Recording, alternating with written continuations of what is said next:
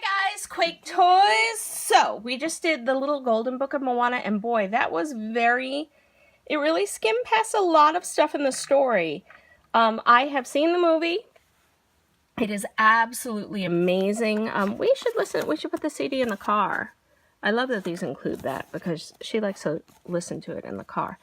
It is absolutely amazing. You're going to hear it's the new Frozen. But it's incredible. And I'm going to mispronounce some of the names. I am sorry about that. Eventually I'll get them down, but I am terrible with names, even though I've seen it. And we're going to go see it on my birthday, okay? Does that sound fun? Disney Moana. Read-along storybook and CD. This is the story of Moana, the spirited daughter of a mighty chief, and Maui, the trickster demigod. You can read along with me in your book. You will know it's time to turn the page when you hear a sound. Let's begin now. That's a good picture, isn't it? Mm-hmm. Cute. Cute, cute, cute. So, if you do have a chance to pick up the book, please pick up the book and you can read along with us. If not, you can just kind of hang out with us until you get it. In the beginning, there was only ocean until an island emerged, the mother island to Fiti. Her heart had the power to create life itself, and she shared it with the world. But in time, some began to covet to Fiti's heart. They thought if they possessed it, the power of creation would be theirs. And one day the most brazen of them all voyaged across the vast ocean to take it. He was a demigod of the wind and sea, so he's supposed to be like half god, half man. A shapeshifter, he can change into other creatures. A trickster. A warrior who wielded a mighty magical fishhook, and his name was Maui. By the way, if you have the chance to listen to Iz's song about Maui, the Hawaiian Superman, it's really good. Oh, so cute. In the village of Montuni, I'm so bad at this, Montuni, let's just say it that way, and I'm sorry I butchered it. A group of small children gathered around Grandma Tala. Without her heart, Te Fiti began to crumble, giving birth to a terrible darkness. Maui tried to escape, but was confronted by another who sought the heart. Tika, a demon of earth and fire. Maui was struck from the sky, never to be seen again. And his magical fishhook and the heart of Te Fiti were lost to the sea. Grandma Tala spoke of a terrible darkness spreading through the land. Her words frightened the children, and they burst into tears. But Moana, the chief's daughter, was not scared. Grandma went on, "But one day the heart will be found by someone who will journey beyond our reef. Find Maui, deliver him across the great ocean to restore Te Fiti's heart and save us all." Just then, Chief Tui appeared. Hearing the children's cries, he tried to comfort them. "No one ever needs to go outside our reef. We are safe. There is no darkness. There are no monsters." While Chief Tui soothed the other children, young Moana slipped down to the beach. She was reaching for a beautiful shell at the edge of the water when she spied some large seabirds attacking a baby turtle. Moana hurried to help the turtle reach the water's edge. Suddenly, the ocean waves beckoned Moana. Really, I can't tell you how beautiful this movie is, and you'll see the water differently after this. Giggling, she stepped forward, and the ocean played with her hair. Following the water away from the shore, Moana noticed a small stone with a strange spiral pattern on it. She had just grasped the object when her father called her name, "Moana!"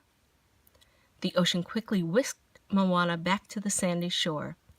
As she landed, the stone fell from her hand. Tui picked up Moana. "Oh, yes, you are the next great chief of our people, and you will do wondrous things." Moana took her father's hand, and they turned toward the village. Behind them unseen, Grandma Tala quietly plucked the half-buried stone from the sand. Isn't that adorable? It's so amazing. It's so incredible. I can't even tell you guys. You're going to love it. Years passed. As Moana grew into a teenager, her father worked to prepare for the time she would become chief. One day he asked her to lead a council meeting. Moana was surprised to learn that the villagers' crops were dying, and there were no more fish in the lagoon. Moana wanted to help her people. Chief Tui had forbidden anyone from going beyond the reef, but Moana thought perhaps they would find fish out in the open sea. Tui grew angry. No one goes beyond the reef. Later that day, as Moana watched the fishermen, she tried to think of a way to help. She didn't want to disobey her father, but she knew in her heart that the best chance was to go past the reef. There's more fish beyond the reef. There's more beyond the reef. Grabbing a boat, an oar, and her pet pig Pua, Moana set sail. She had not gone far when a large wave knocked into her boat, destroying it. Pua and Moana tumbled into the water and were washed ashore. As Moana lay in the sand discouraged, Grandma Tala appeared. Moana told her that her father was right. It seemed she wasn't meant to venture beyond the reef. With a mysterious smile, Grandma Tala led Moana to a hidden cave. Moana was confused. What's in there? Grandma handed Moana a torch. The answer to the question you keep asking yourself. Who are you meant to be? Go inside, bang the drum, and find out. Moana entered the cavern. She could hardly believe her eyes. It was full of beautiful ancient boats. Moana climbed into the largest boat in the cavern. A log drum sat on the deck. Curious, she hit the drum. The boat's sails seemed to come to life. Moana could feel her ancestors crossing the sea in search of new lands. Moana was amazed at the incredible discovery. We were voyagers! Why did we stop? Grandma Tala explained that the ships had stopped coming back when Maui stole the heart of Te Fiti. To protect their people, the ancient chiefs had forbidden any more voyagers. But now the darkness that Maui had awakened had begun to spread across their land. Grandma Tala gently pressed the heart of Te Fiti into Moana's hand. It was the stone the ocean had given Moana all those years before. Grandma Tala smiled. The ocean chose you. Moana had to do something. After racing back to the village, she burst into a council meeting. We can save our island. We were voyagers. We can voyage again. Chief Tui was mad. He wished Moana would forget about the ocean. Just then, a messenger brought terrible news. Grandma Tala was ill. Moana hurried to her side. Grandma Tala urged her granddaughter to find Maui. Follow the fishhook, and when you find Maui, you grab him by the ear and you say, I am Moana of Motunai. You will board my boat, sail across the sea, and restore the heart of Te Fiti. Go. Moana knew Grandma Tala was right. She took a boat from the cave and boldly set sail. At dawn, Moana discovered a stowaway. It was Heihei the rooster. When Heihei saw the water, he panicked. Moana laughed. The ocean is a friend of mine. That night, a violent storm hit. Rocked by the waves, Moana's boat crashed on an island. Moana and Heihei had landed on Maui's island. Moana tried to give her speech, but Maui cut her off. He was not interested in Moana. He was focused on something else. A boat! A boat! Moana tried to tell Maui that he must go with her. I'm here because you stole the heart of Te Fiti, and you will board my boat and sail across the sea and put it back. But Maui would not listen.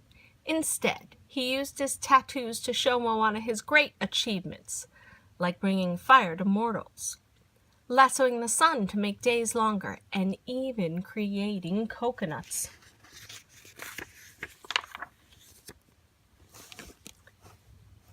Maui wanted to leave the island. He trapped Moana in a cave and set sail in her boat. Moana escaped and swam toward Maui, but she couldn't catch up with him. Suddenly, the ocean lifted her onto the boat. Maui was stunned. Did not see that coming. The demigod tossed Moana into the water, but the ocean kept returning her to the boat. Moana held up the heart of Te Fiti. I am Moana of Motunai, and you will restore the heart. Maui backed away. That is not a heart. It is a curse. If you don't put it away, bad things are going to come for it. Just then, a huge spear slammed into the boat. Maui looked around. Kakamora! Murdering little pirates. Suddenly, a group of small feisty warriors wearing coconut armor boarded the boat. In the confusion, the heart of Te Fiti fell from Moana's necklace, and Heihei ate it. One of the Kakamora picked up Heihei. Grabbing an oar, Moana raced after him. She knocked pirate after pirate out of her way. Finally, she whacked the thief over the head and took back Heihei, who coughed up the heart. Quickly, Moana and Maui raced away. Moana knew that she needed Maui's help to reach Te Fiti and to restore the heart, but Maui needed her help too. Without his hook, he had no magic. Moana offered him a trade. We'll get your hook, take out TK. No, close enough. And restore the heart. Deal? The demigod agreed. Deal. But getting the fish hook wouldn't be easy. It was being held by Tamatoa, a giant crab who collected shiny objects. Tamatoa lived in Lalotai, the realm of monsters. Maui and Moana climbed up a tall, jagged rock and then jumped down, down, down through a portal in the ocean to Lalotai. Moana rushed into Tamatoa's cave, only to be captured by the monster. To her surprise, Maui came to her rescue and grabbed his hook. But when he tried to shapeshift and fly away, he couldn't. His hook wasn't working correctly. As Tamatoa closed in on Maui, Moana held up the heart of Te Fiti. Then she dropped it to the ground. When Tamatoa lunged for it, Moana grabbed the fish hook. Tamatoa thought he got the heart, but Moana had tricked him. Tamatoa was left with a rock. Moana still had the heart. Isn't that amazing? Mm-hmm. Moana had kept her part of the deal. Now it was Maui's turn. Is this the last page? Nope. Maui taught Moana how to sail and navigate by the stars. In return, Moana helped Maui relearn how to use his hook. The two began to earn each other's respect. As they approached the island of Te Fiti, smoke billowed into the sky. It was Tika, the lava monster. With Moana's encouragement, Maui felt confident that he could defeat Tika. It's Maui time! The demigod transformed into a hawk and flew toward the blackened barrier islands around Te Fiti. Suddenly, Tika rose up and knocked Maui out of the sky. Moana caught Maui in her boat. Maui told Moana to turn around. They weren't ready to face Tika, but Moana kept going. Tika brought its giant fist toward their boat. At the last second, Maui raised his fish raised his fishhook and blocked the blow. The impact created a tidal wave that carried Moana and Maui out into the ocean, far from Te Fiti. Looking at Te Kā, Moana realized something. The monster was made of hot lava. It could not touch the cool ocean water.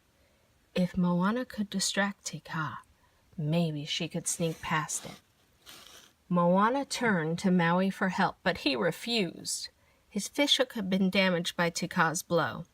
One more hit and it would be restored. Without my hook, I am nothing. Goodbye, Moana. Moana didn't know what to do. She needed Maui to restore the heart of Te Fiti. Holding up the heart, she showed it to Maui. The ocean chose me. But Maui just shook his head. It chose wrong. Sorry, it was a really good moment in the movie. With that, Maui changed back into a hawk and flew away. All alone, Moana dropped the heart of Te Fiti back into the ocean. You have to choose someone else. Choose someone else.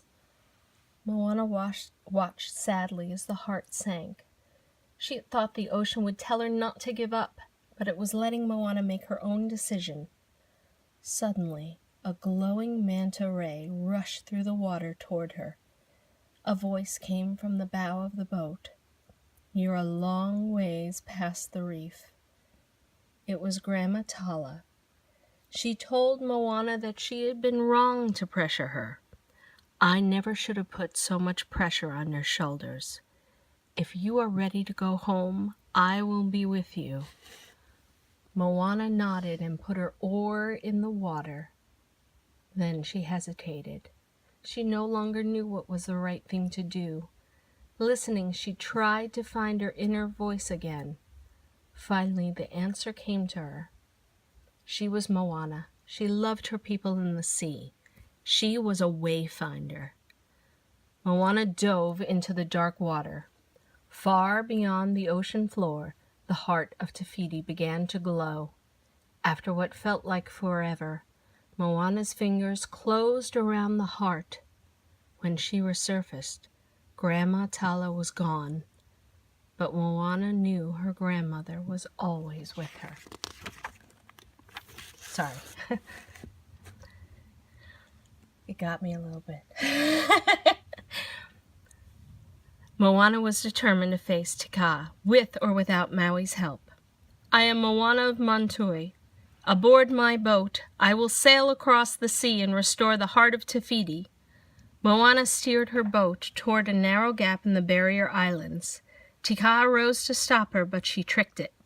She reversed course and headed for another opening. Te Kā hurled boulders at her, but Moana made it through. We did it! Moana looked around. Heihei had fallen overboard. Told you he had a big part. When Moana turned around to save the rooster, Te Kā tipped over the boat. Then, raising its fist, Te Kā prepared to smash the vessel to bits. At that second, Maui returned to help Moana. He had realized that he didn't need the fishhook to be himself. The demigod blocked Te Kā's blow with his cracked fishhook. I've got your back, chosen one. Go save the world. Moana and Heihei climbed back into the boat. Wait, Maui! Thank you. He grinned. You're welcome.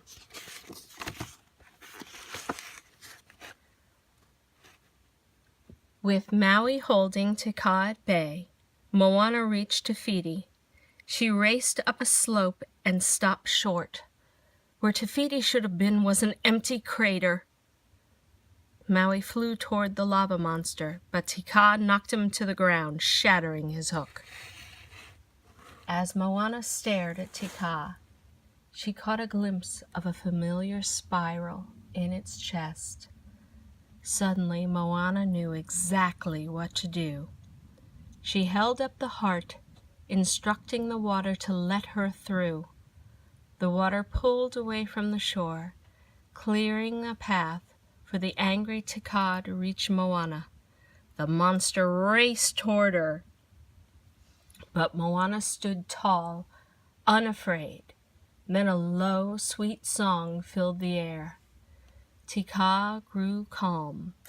As the monster reached her, Moana touched her forehead to Tika's and told it to remember who it was. At that, Tika's rocky exterior fell away. Inside was a kind, smiling face. It was to Fiti. Her life-giving heart had been returned, transforming her back into her true self. A crown of flowers blossomed on Te Fiti's head. Te Fiti thanked Moana and Maui. She repaired Moana's canoe and restored Maui's shattered fish hook. As Maui prepared to leave, Moana had a suggestion. "You could come with us, you know. My people are going to need a master wayfinder." Maui gave Moana a hug. They already have one. Sorry, it was really good. A new tattoo appeared over Maui's heart. It was Moana the Wayfinder. Maui turned into a hawk once more and flew off. Maui turned into a hawk once more and flew off. Moana set a course for home. Behind her, the green island of Te Fiti bloomed. On Montuai. I cannot say that. I'm sorry. Moana's mother and father noticed the island turning green again. Together they raced down to the water's edge. They knew that Moana would return triumphant. A moment later, the shadow of Moana's boat emerged from the horizon line. The great Wayfinder was home. With Te Fiti restored, everything on Montuai began to bloom again. The villagers pulled the ancient boats from the cave and repaired them. The time for voyaging had returned. It was time for the people of Matunai, to remember who they were. It was time for Moana to lead her people on new adventures across the sea. Sorry, for some reason that just triggers my dyslexia and I cannot read it right. I don't know why it does that. Well, thank you guys so much for watching and hanging out with us while we read this. It is an amazing movie. It is different than you ever think it's going to be. There are moments that are so funny and then moments that just have you in tears because it's so emotional and sweet and really a great story. And I hope you go see the movie. Let us know what you think in the comments and we will see you next time. Thanks, guys. Bye.